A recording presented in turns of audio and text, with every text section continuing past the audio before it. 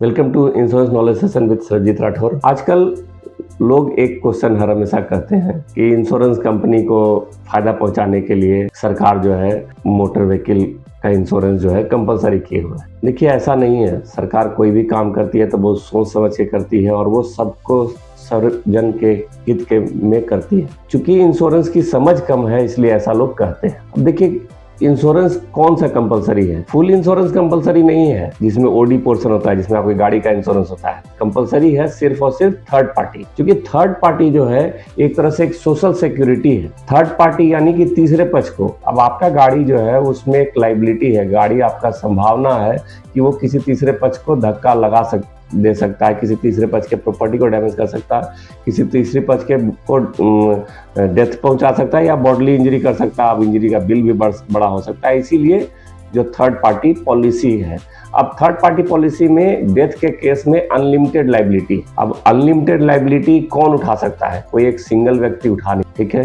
तो इसीलिए third party का जो है इंश्योरेंस कंपलसरी किया गया है कि आप इंश्योरेंस कंपनी से ही लीजिए।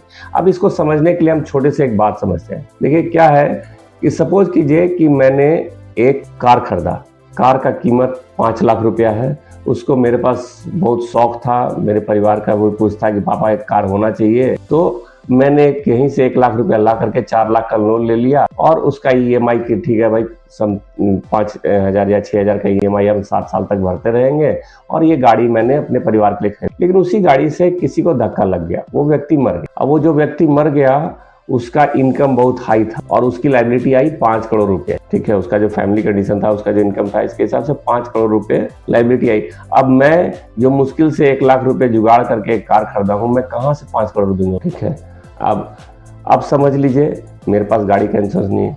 अब तो सपोज कर लीजिए कि मेरे पास एक 1 करोड़ का फ्लैट। अब हम सरकार को ये हक है, मतलब कोर्ट को ये हक है कि मेरे उस फ्लैट को बेच करके, ठीक है, 5 करोड़ मेरी लायबिलिटी, हम उनकी लायबिलिटी पूरा नहीं कर सकते हैं। 1 करोड़ मेरी लायबिलिटी मेरे पास ये है, तो वो बेच करके भी वो पैसा दे सकती है। तो यानी कि अगर मैंने इंश्योरेंस नहीं लिया तो मैं दूसरे का तो घाटा कर ही रहा हूँ, मैं अपना भी घाटा करा सकता हूँ। इसीलिए हर एक व्यक्ति को बिना गलती किए हुए रोड पे जो गाड़ी चल रही है उसका इंश्योरेंस कम से कम थर्ड पार्टी, अगर उनको लगता है कि मेरी गाड़ी में धक्का नहीं लगता, हालांकि ये सोचना गलत है, गाड़ी में धक्का तो लगेगा ही लगेगा, उसके विषय में मैं और वीडियो बनाऊंगा ये। लेकिन कम से कम थर्ड पार्टी इंश्योरेंस, जो कि मोटर व्हीकल एक्ट के सेक्शन 147 के अगेंस्ट के तहत कंपलसरी है, तो कम से कम थर्ड पार्टी करा के ही चले। नहीं कराना जुर्म है और साथ साथ में आप दूसरे को और अपने आप को एक बहुत ही बड़े